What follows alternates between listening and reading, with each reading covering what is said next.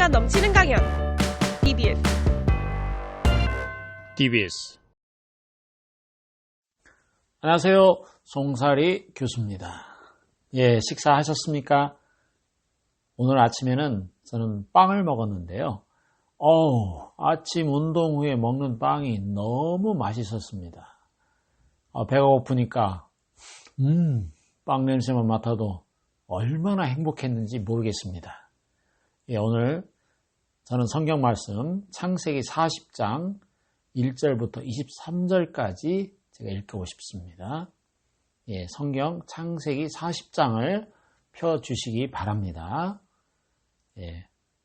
그 후에 애굽왕의 술 맡은 자와 떡 굽는 자가 그 주 애굽왕에게 범죄한지라.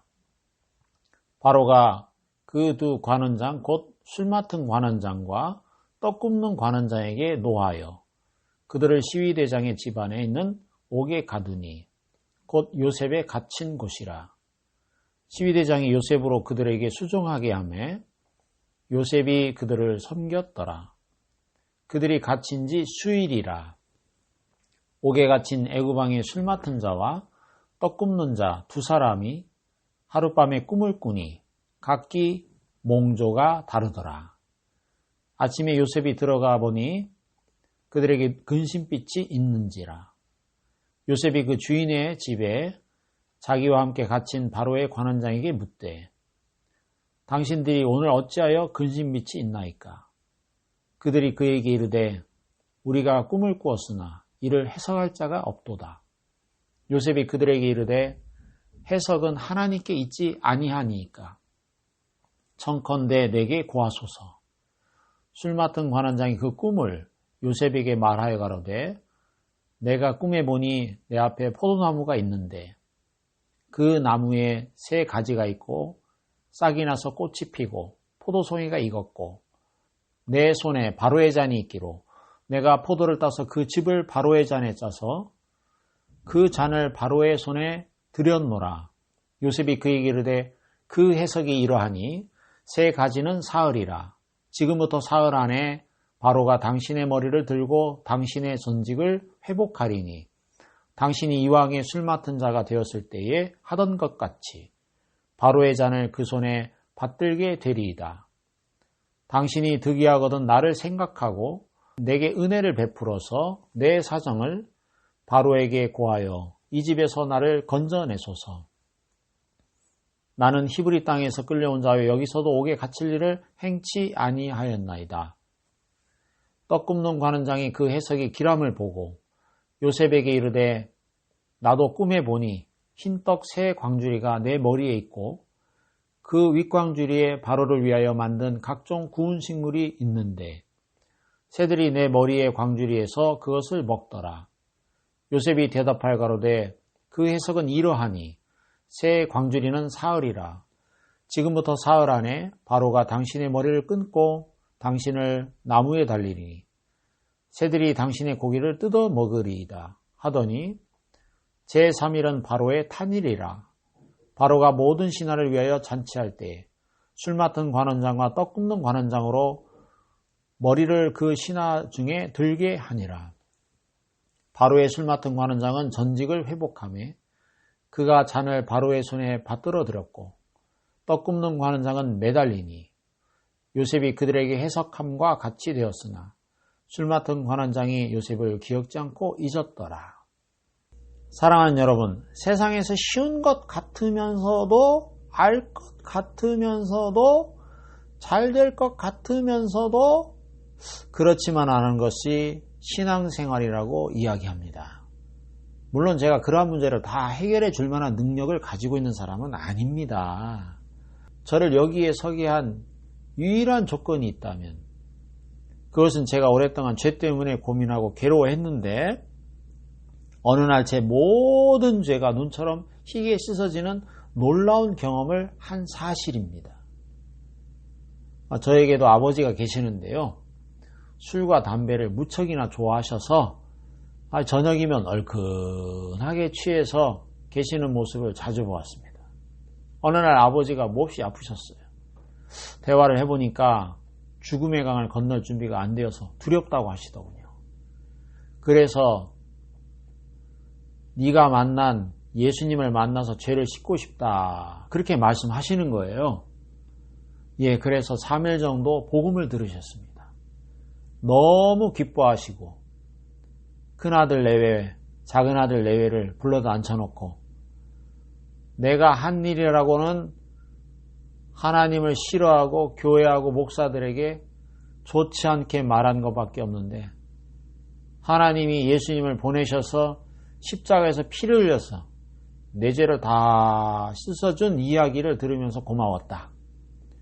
큰애 너, 작은애 너, 이 말씀 듣고 구원받거라 하시면서 부탁을 하시는 거예요. 아버지는 엄청난 구두쇠이셨습니다. 그 삶이 완전히 달라졌어요.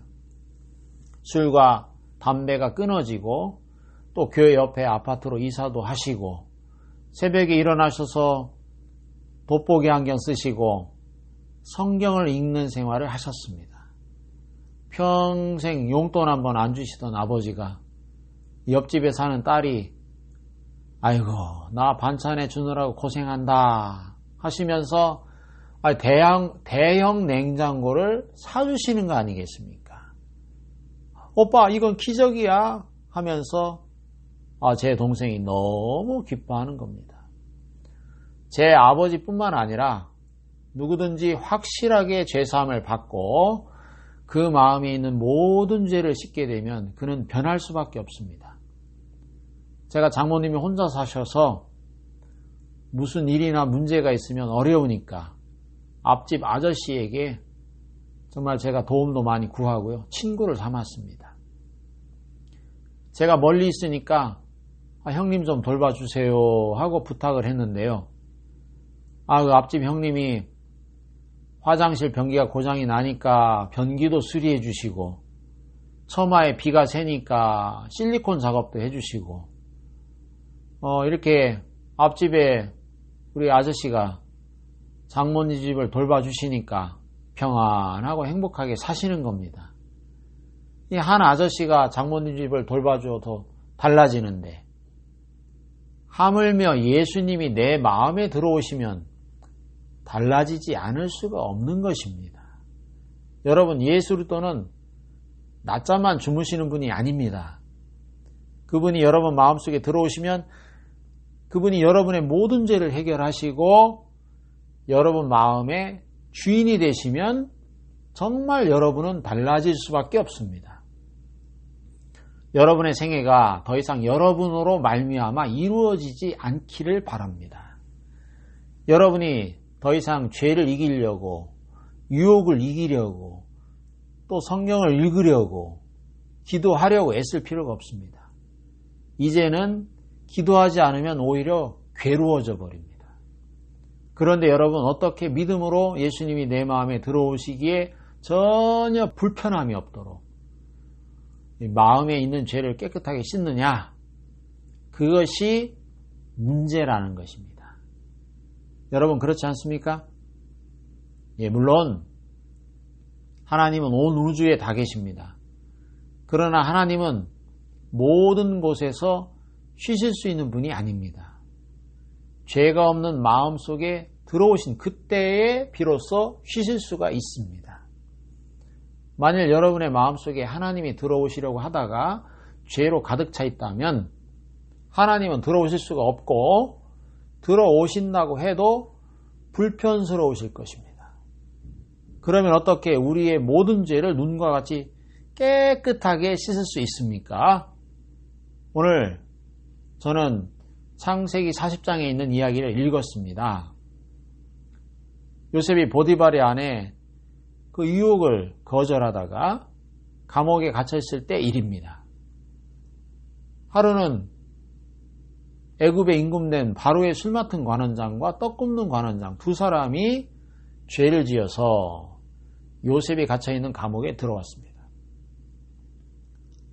저는 어느 날 이 이야기를 읽으면서 여기에서 도대체 하나님이 우리에게 깨우쳐 주시려고 하는 게 뭔지 참 그것을 알고 싶었습니다.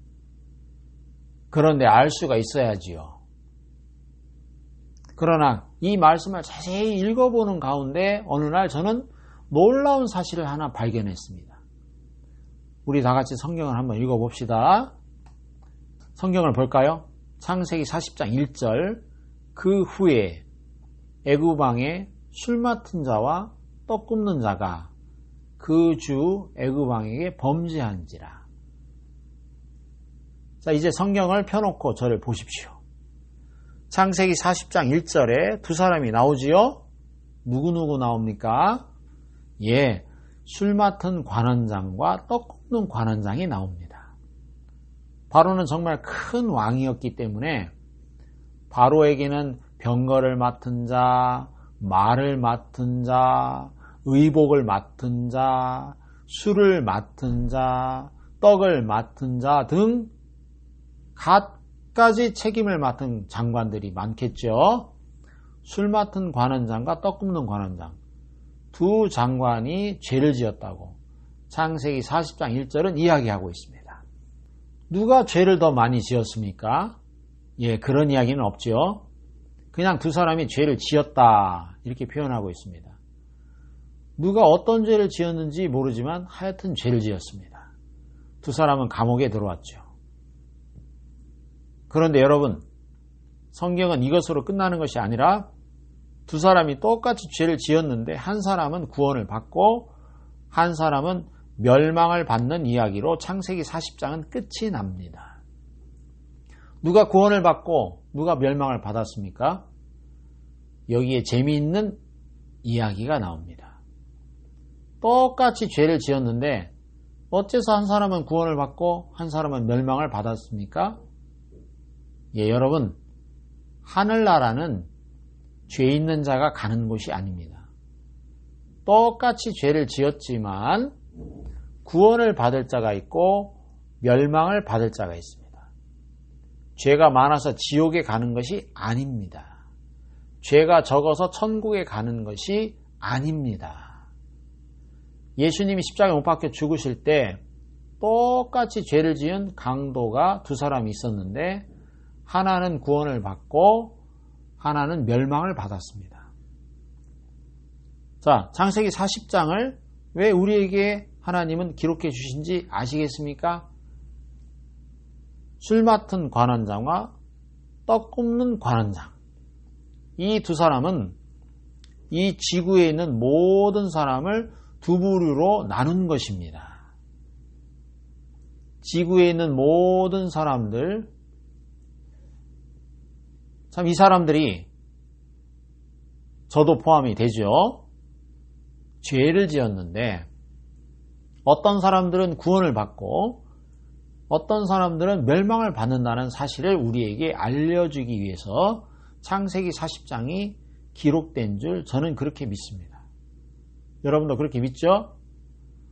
여러분도 다 죄를 지었습니다. 그러면 여러분이 죄를 지었는데 내가 구원을 받을는지 멸망을 받을는지 어떻게 합니까? 하나님 앞에 가봐야 합니까? 그렇지 않습니다. 오늘 저녁에 여러분의 믿음을 시험해 보아서 만일 여러분의 믿음이 술 맡은 관원장과 같으면 구원을 받을 것이라는 사실을 가르쳐 주기 위하여, 또 만일 여러분의 믿음이 떡 굽는 관원장과 같다면 멸망을 받게 될 것이라는 사실을 깨우쳐 주기 위하여 하나님께서 이 말씀을 기록하신 것입니다. 여러분 어떤 사람입니까? 여러분은 술 맡은 관원장과 같은 사람입니까? 아니면 떡 굽는 관원장과 같은 사람입니까? 교수님, 그 이야기 하기 전에 술 맡은 관원장은 어째서 구원을 받았고 떡 굽는 관원장은 어째서 멸망을 받았는가, 그것부터 압시다. 그런 마음이 들겠지요? 예, 그 이야기 좀 해봅시다. 여러분, 구원을 받기 위해서 알아야 할 가장 중요한 사실은 하나님이 우리를 구원하실 때 우리 힘으로 구원하지 아니하시고 하나님 당신 스스로 우리를 구원하신다는 겁니다. 여러분, 하나님이 천지를 창조하실 때 사람을 제일 먼저 만드셨습니까? 아니면 제일 나중에 사람을 만드셨습니까? 예, 제일 나중이지요. 왜 하나님이 제일 나중에 사람을 만드셨습니까? 만약 하나님이 사람을 먼저 만들어 놓고 천지를 창조하셨다면 사람이 간섭하고 싶어 못 견뎠을 것 같아요. 어휴, 하나님, 이거 바다가 너무 큽니다. 아유, 하늘도 그렇게 크게 만들어서 뭐랍니까? 하나님, 제발 강물 좀 얕게 만드십시오. 빠져 죽겠습니다. 아이고, 하나님, 이거 바위가 너무 무겁습니다. 좀 가볍게 하십시오. 옛날에 어떤 사람이 일을 하다가 피곤해서 밤나무 밑에서 한숨 자려고 누웠답니다. 잠이 들기 전에 생각하기를, 하나님이 천지를 창조하셨어? 참 어처구니가 없단 말이야. 하나님이 창조한 천지가 이 모양이라니. 왜 아름드리 되는 밤나무에는 쬐끄만 밤이 열리게 했어? 새끼손가락보다 가는 호박덩굴에는 큰 호박이 열리게 했을까? 무슨 하나님이 창조를 해. 에휴, 창조를 해도 그렇게 하셨지. 만일 내가 하나님이라면 새끼손가락만한 호박덩굴에는 밤만한 호박을 달리게 하고, 아름드리 되는 큰 밤나무에는 이만한 호박만한 밤이 열리게 할 텐데, 그거 하나 따가지고 삶아봐. 동네 사람들 다 나눠 먹으면 얼마나 좋아. 그 사람이 투덜투덜 하다가 잠이 들어 코를 하고 골고 있었습니다. 갑자기 그때 탁! 밤송이 하나가 이마에 떨어져 꽂히는 것이었습니다. 아이고. 깜짝 놀라 일어나 이마에 꽂힌 밤송이를 빼기도 전에 무릎을 꿇었습니다. 아이고, 하나님 감사합니다. 아유, 밤이 호박만 했더라면 머리가 박살이 났을 텐데, 하나님 밤을 작게 만들어 주셔서 감사합니다. 예, 이런 이야기가 있습니다. 재밌죠? 여러분, 우리는 하나님의 넓은 지혜를 다 모릅니다. 그렇죠? 우리도 생활하면서 그럴 때가 있죠? 하나님께서 우리를 위해 준비하신 모든 것을 대부분의 사람들은 이해하지 못하고 자기의 좁은 생각, 자기 방법으로 하나님을 거스려 나갈 때가 참 많다는 겁니다. 그러니까 하나님께서 우리를 죄에서 구원해 주시려고 해도 내 생각, 내 방법을 가지고 자꾸 하나님의 뜻을 불평하면서 막아버리기 때문에 구원을 받지 못하는 사람이 많습니다. 하나님은 천지를 창조하실 때 인간의 도움을 필요로 하지 않았습니다. 하나님은 엿새 동안에 천지를 창조하시고 제일 마지막에 인간을 창조하셨습니다. 사람이 창조되어 눈을 떠보니까 하나님은 무엇을 하고 계셨어요? 천지 창조를 하려고 바쁘게 이리저리 왔다 갔다 하셨습니까? 하나님은 일이 끝나 쉬고 계셨습니다.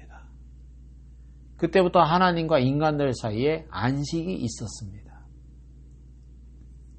여러분, 그 행복한 안식이 언제 깨졌는지 아십니까? 예, 인간이 만족하지 못하고 좀 더 잘 되어 보려고, 좀 더 눈이 밝아져서 하나님처럼 되어보려고 덤벙덤벙 되다가 선악과를 따먹자. 그때부터 안식이 깨지고 그때부터 불행이 오고 고통이 왔습니다. 여러분, 그렇죠? 인간이 덤벙된 것이 우리에게 유익했습니까? 아닙니다. 그런데 역시 우리도 아담의 후손이라 똑같은 삶을 삽니다. 지금도 우리가 자꾸 덤벙대면 뭘 좀 해보려고 해서 구원을 못 받는 것입니다.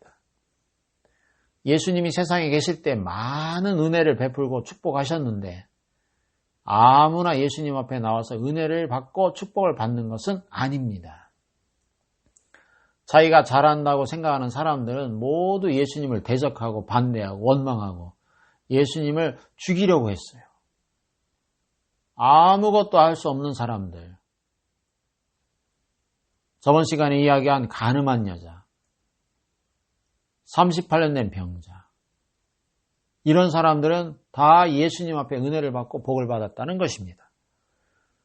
여러분, 무엇을 못해서 죄사함을 받지 못하는 게 아니라 잘해서 못 받는 겁니다.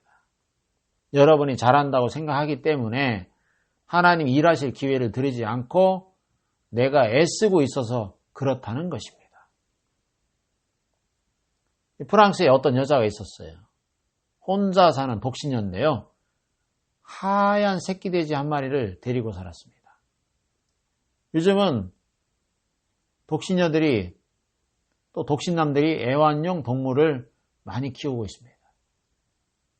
어떤 사람은 강아지, 어떤 사람은 고양이, 심지어 어떤 사람은 뱀을 데리고 살기도 한답니다. 이 여자는 자기 승용차 안에 돼지를 데리고 다닙니다. 이 돼지 새끼를 키운다 이런 표현보다는 같이 산다 이렇게 표현하는 게 옳을 것 같습니다. 그 돼지 새끼가 식탁에서 함께 밥을 먹고 목욕탕에서 같이 목욕하고 침대에서 같이 자면서 살았습니다. 어느 날 돼지 생일이 되자 그 여자는 생일 선물로 프랑스에서 보통 사람들이 생각지도 못하는 영화 배우들이나 바르는 굉장히 비싼 수아르 파리라는 향수죠. 저는 불란서 말을 잘 몰라가지고 발음이 맞는지 모르겠습니다만 수아르 파리 그 향유를 큰맘 먹고 샀어요. 이제 틈틈이 돼지를 목욕을 시켜주시고 수아르 파리를 발라주시고 어느 날 이 여자가 돼지를 두고 멀리 여행을 할 일이 생겼습니다. 미안하다 돼지야. 내가 빨리 다녀올게. 잘 있어야 돼. 먹을 음식을 식탁에 차려놓고 목욕물도 따뜻하게 해서 목욕탕에 받아놓고 시트도 침대에서 싹 깨끗하게 갈아놓고 모든 준비를 해놓고 여행을 갔습니다. 떠나기 전에 물론 돼지 몸에다가 수아르 파리 다른 때는 조금씩 아껴 발랐는데 이제 오늘은 더 많이 발라놓았어요. 여행을 가서도 여전히 우리 돼지 어떻게 지낼까 하는 생각 때문에 일이 손에 안 잡혔대요. 그만큼 이 여자는 돼지를 사랑했죠. 그래서 일을 마치고 부랴부랴 집에 돌아와서 돼지를 찾아도 돼지가 없어요. 어디 갔을까요? 목욕탕에도 없고 주방에도 없고 침대에도 없고 거실에도 없어요. 이 여자는 울상이 되어서 어떡하 내가 괜히 돼지를 혼자 두고 갔구나. 내가 나빴어 하며 뉘우치는 마음으로 돼지를 사방으로 찾아보았습니다. 정원에 나가서도 찾아보고 나무 밑에도 찾아보고 아무리 찾아도 없어요. 아니 세상에 나중에 보니까 세상에 더러운 하수구에 들어넣어가지고 꿀꿀꿀꿀꿀 하고 있는 것이었습니다. 그 여자는 돼지가 그렇게 귀한 수아르 파리를 바른 몸으로 그 더러운 하수구에 누워있는 것이 마음이 아팠습니다. 돼지야 빨리 나와. 그러나 돼지는 세상에 제일 편안하고 즐겁다는 표정으로 거기 계속 누워있는 거예요. 나올 생각을 안 했습니다. 성경에 돼지 코에 금고리라는 말씀이 있는데요. 돼지 가죽의 수아르 파리였습니다. 여러분, 돼지는 근본적으로 추한 것을 좋아하는 짐승입니다. 그런 돼지의 성품을 바꾸지 않고 껍데기에다가 수아르 파리. 그게 아니라 뭘 발라놓아도 돼지는 다시 더러운 곳에 갈 수밖에 없죠. 여러분, 우리 인간이 그렇습니다. 우리 속이 죄로 말미암아 더러워져 있는데 속은 바꾸지 아니하고 겉만을 고대하고 파마하고 아모레, 주다나, 탐이나 세로본을 덕지 바르고 킹텍스, 골덴텍스 이런 걸로 막 두르고 다이아몬드, 보석 반지를 끼고 걸고 해도 우리 속이 더럽기 때문에 우리는 죄에 빠질 수밖에 없고 더러워질 수밖에 없습니다. 돼지를 우유에 목욕시키고 스와르파리를 바르고 기저귀를 채워서 침대에 재우는 것은 돼지에게는 고달픈 일입니다. 돼지는 차라리 하수구나 꾸정물에 뒹구는 한이 있어도 그냥 그렇게 자유롭게 살게 놔두는 게 훨씬 편할 것입니다. 만일 여러분 가운데 마음에 죄가 있다면 나가서 술 먹고 놀고 죄를 짓는 것이 더 편하지 이렇게 앉아서 말씀을 듣는 것이 고달픈 일인지도 모릅니다. 그렇기 때문에 일주일에 한 번씩 참석하는 예배 시간이 지루해서 못 견디는 사람이 많습니다. 예배 드리는 것이 행복하면 왜 한 시간이 지루합니까? 하도 지루해하니까 설교 시간이 점점 짧아져서 요즘은 20분 설교, 10분 설교, 5분 설교 그런 설교가 등장하는 상황입니다. 서울에는 일부 예배가 인기가 있답니다. 교회에 다니는 사람이 주일날 예배 안 가고 놀러가면 교통사고 난다 그런 소문이 나가지고요. 겁이 나서 예배를 보긴 봐야 되니까 일부 예배라고 7시 정각에 시작해서 7시 50분에 마치는 그런 시간에 참석합니다. 차 뒤 트렁크에는 야외용 가스레인지, 불고기 이런 걸 가득 싣고 얘들아 오늘 용인 자연농원에 놀러가자. 아빠 좋아요. 일부 예배에 참석하는 동안 아이들은 자가용 안에 있죠. 아이들이 차 안에서 기다리며 예배가 빨리 안 끝난다고 야단입니다. 여러분 그런 사람에게는 예배가 짐이 되는 것입니다. 예배당에 앉아서 우리 목사님 설교 참 길게 하는구만 하는 생각이나 하다가 예배가 끝나면 마치 새장에서 새가 해방되듯이 후다닥 딱 나가서 차에 시동을 걸고 붕 하고 갑니다. 그런 분들이 예배에 관심이 있습니까? 나가 노는 것에 더 관심이 있습니까? 예배보다는 노는 거죠. 이런 사실들은 우리 마음을 잘 표현해주고 있는 것입니다. 여러분, 속이 죄로 더러워진 사람이 성경을 끼고 양복을 차려입고 머리에 기름 바르고 여자들은 탐이나 하나 바르고 진주 목걸이며 무엇이든지 끼고 걸고 예배당에 다니기만 하면 됩니까? 안 됩니다. 속을 바꿔야 합니다. 예수님은 종종 그때 당시 종교인들에게 말씀하셨습니다. 회칠한 무덤 같은 사람들아, 밖을 만드시니가 속도 만들지 않았느냐. 너희 속은 더러운 것으로 가득 찼다. 예수님이 직접 하신 말씀입니다. 여러분 그 말씀은 당시 서기관들과 바리새인들에게만 해당되는 말이 아닙니다.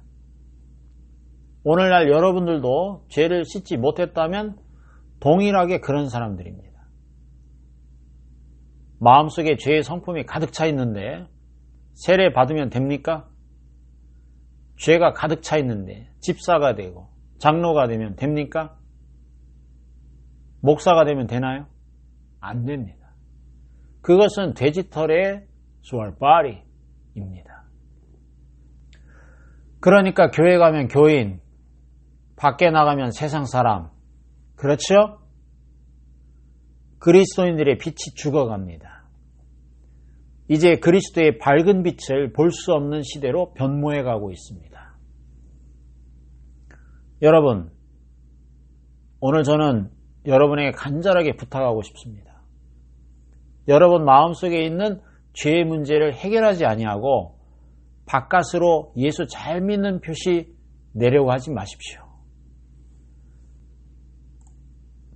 장로님, 미안합니다만 장로님은 죄 용서 못 받습니다. 예? 장로는 죄 용서 못 받아요? 성경에 그런 말이 있습니까? 있어요. 죄는 누가 용서받는지 아십니까? 죄인이 용서받습니다. 성경 어디를 봐도 죄인이 죄를 용서받지, 하나님이 죄를 아무리 사해 주신다 해도 죄 없는 사람은 죄를 못 씻거든요. 물에 빠진 사람을 잘 건져내는 사람이라도 물에 빠져있지 않은 사람을 어떻게 건져내 줍니까? 하나님께서 죄를 사해주고 싶어도 죄 없다고 생각하는 사람은 죄를 용서받지 못합니다. 당신은 장로입니까? 죄인입니까? 둘 중에 하나를 택하십시오. 예수님이 장로의 죄를 씻는다는 말이 성경에 없습니다. 집사님이라도 죄 용서받으려면 죄인이 되어야 합니다. 장로님도 죄 용서받으려면 죄인이 되어야 한다는 것입니다. 목사님도 죄 용서받고 싶으면 죄인이 되어야 합니다. 죄 용서받고 싶으면 손 들어 보십시오 하면 많은 사람들이 손을 듭니다. 그러나 일어나 주십시오 하면은 앉아버립니다. 왜 그렇습니까? 죄인인 것을 나타내기 싫어서지요. 나아만 장군에게 요단강 그 강물에 7번 목욕을 하라고 하니까 뭐라고? 문둥병 걸린 이 옷을 다 벗고 부끄러워서 어떻게 보이느냐? 아직 그 정도면 너는 문둥병 나을 자격이 없어. 돌아가 마음대로 해라. 그런 소리를 들어야 합니다. 죄 용서함 받기가 쉬운 사람이 있고 어려운 사람이 있습니다. 절망에 빠진 사람, 자기에게 나타낼 것이 아무것도 없는 사람, 자기는 멸망받을 수밖에 없다는 사실을 아는 사람은 참 쉽습니다. 그러나 신앙생활 잘한다고 생각하거나 똑똑하고 자존심이 강하고 체면 차리는 사람은 죄 용서 받는 데서 거리가 수천 수만 리 떨어져 있는 것을 알아야 합니다. 우리가 하기 쉬운 대로 돼지털에 수아르 빠리를 바르듯이 바깥을 꾸미기를 잘합니다. 교회 봉사하는 일은 잘합니다. 청소도 하고 유리창도 닦고 어린아이들 신발장도 정리해주고 학생의 청년의 일이 있으면 어렵지만 물질도 뒷받침해주고 길거리에 나가서 아이들에게도 예배당 나오라고 전도도 잘합니다. 그런 것은 잘하는데 마음을 열어놓고 죄인이 되어서 죄 용서 받으라 하면은 그것은 싫어합니다. 여러분, 오늘날 한국의 도시마다 저녁에 십자가가 참 많이 보입니다. 예배당이 얼마나 많은지 모릅니다. 돈이 많은 사람도 가난한 사람도 하나님을 사랑하는 마음으로 정성껏 헌금해서 비싼 땅에 비싼 건물을 멋지게 예배당을 짓습니다. 그 화려한 예배당은 교인들의 뜨거운 눈물과 간절함으로 세워진 것입니다. 여러분, 그런 것을 하라고 하면 잘하는데 죄를 씻으라고 하면 슬슬 피해버립니다. 도대체 왜 그렇죠? 이 시간 여기까지 말씀을 드리겠습니다. 감사합니다. 다음 시간에 뵙겠습니다. 감사합니다.